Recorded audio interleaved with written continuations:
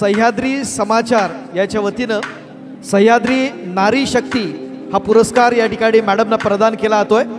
शाहिद खेराडकर एक कोकणातील सर्वोत्तम शाहीर पत्रकार सह्याद्री समाचारच्या वतीनं सह्याद्री नारी शक्ती हा पुरस्कार या ठिकाणी प्रदान करतायत।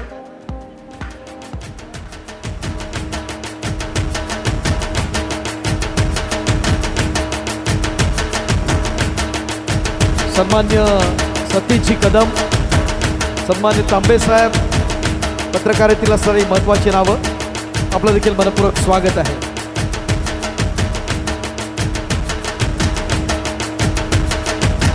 मंडप डेकोरेशन क्षेत्रातलं कोकणात